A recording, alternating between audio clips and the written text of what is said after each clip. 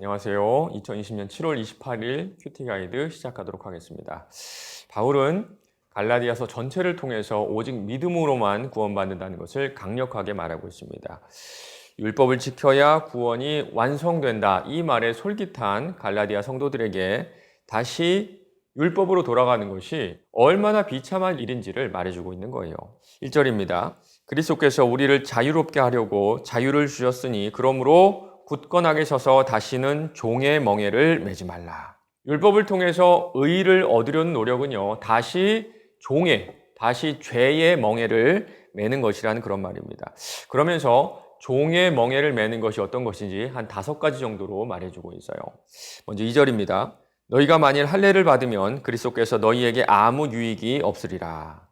첫 번째는요, 그리스도의 십자가 사건이 무용지물이 됩니다. 할례를 받아서 또 율법을 지켜서 내가 내 힘으로 의를 얻으려고 하는 순간 그리스도의 십자가 사건을 다 무시하는 것과 같다. 그런 말이에요. 두 번째는요, 다시 무거운 짐을 져야 합니다. 내가 할례를 받는 각 사람에게 다시 증언하노니 그는 율법 전체를 행할 의무를 가진 자라. 율법을 지키는 것으로 나의 의로움을 삼는다면 이제는요, 율법 전체를 지켜야 하는 막중한 책임을 지게 된다는 겁니다.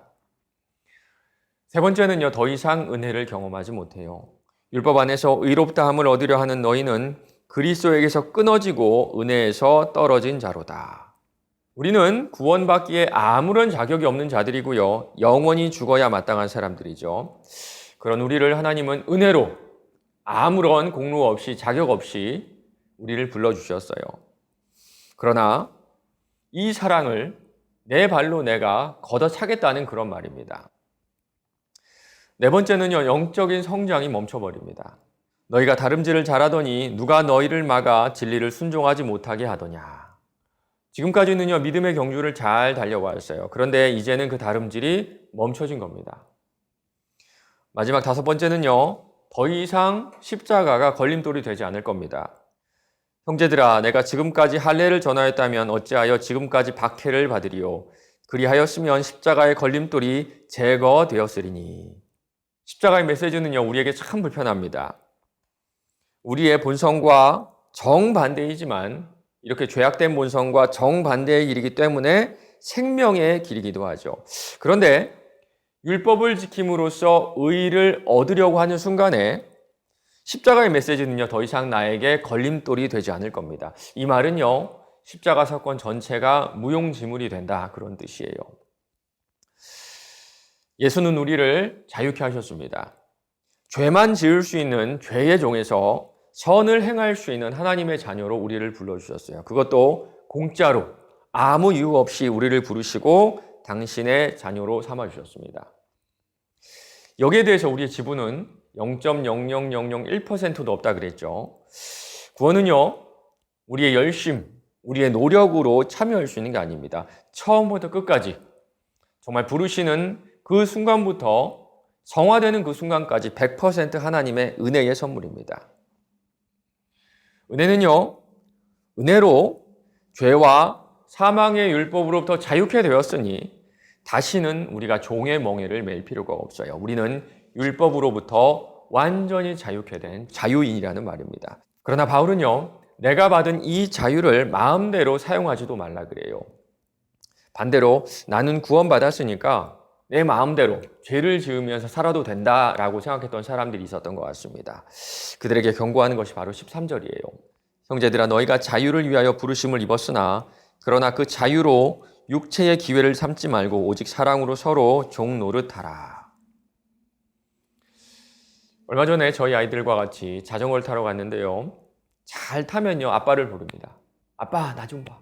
아빠, 나 좀 봐. 더 잘 타려고 노력하고요, 그 잘 타는 모습을 저에게 보여주려고 얼마나 힘쓰고 애쓰는지 몰라요. 왜 그럴까요? 자전거를 잘 타야지 제가 제 아들로, 제 딸로 인정해서 그런 걸까요? 아니죠. 잘 못 타도, 자전거를 전혀 타지 못하더라도 그 아이들은요, 제 아들입니다. 제 딸이에요. 아빠의 이런 조건 없는 사랑을 아는 저희 아이들이 아빠를 기쁘게 해주기 위해서 자발적으로, 기쁨으로 잘 타는 모습을 저에게 보여주고 싶은 것뿐이죠. 맞습니다. 바로 우리가 그렇습니다. 이제 우리를 속박하는 외적인 규율, 율법은 다 사라졌지만 성령께서 주시는 내적인 규율, 말씀이 우리 안에 자리를 잡아요. 우리는 그것을 억지로 나의 의를 이루기 위해서, 구원을 완성하기 위해서 지키는 것이 아니라 사랑하는 내 주님을 위해 자발적으로 기쁨으로 지켜나갈 수 있는 겁니다. 그래서 바울은 나에게 주신 이 자유를 마음대로 사는데 사용하는 것이 아니라 하나님 말씀을 지키는데, 특별히 이웃을 사랑하는데 자발적으로 기쁨으로 사용하라고 말하고 있는 겁니다. 오늘 말씀을 통해서 두 가지를 적용하고 싶어요. 먼저는 우리의 믿음이 아주 작은 데서부터 무너진다는 겁니다. 적은 누룩이 온 덩이에 퍼지느니라. 하나님의 은혜를 의심하는 것도, 내 노력과 능력으로 살아내려고 하는 것도 아주 작은 데서부터 시작합니다. 아주 큰 댐이 무너지는 것도 작은 틈에서부터 시작한다고 하죠. 지금 내 인생에 하나님의 은혜를 고백할 수 없는 영역이 남아있는지 잘 점검해 보시길 바랍니다.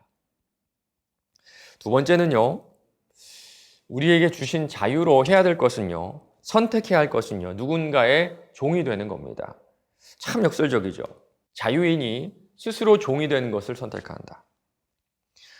바울은 고린도전서에서 그 이유를 이렇게 말합니다. 고린도전서 9장 19절이에요. 내가 모든 사람에게 자유로우나 스스로 모든 사람에게 종이 된 것은 더 많은 사람을 얻고자 함이라. 맞습니다. 우리에게 자유를 주신 이유는요, 누군가에게 복음을 전하기 위함이에요. 우리가 죄의 종이 아니라 자발적으로 서로의 종이 될 때 그리스도께서 주신 이 자유로 더 많은 사람을 이 복음으로 초청할 수가 있을 겁니다. 오늘 하루 이 말씀 묵상하면서 기꺼이 누군가에게 종이 되는 자유인이 되시기를 간절히 바랍니다.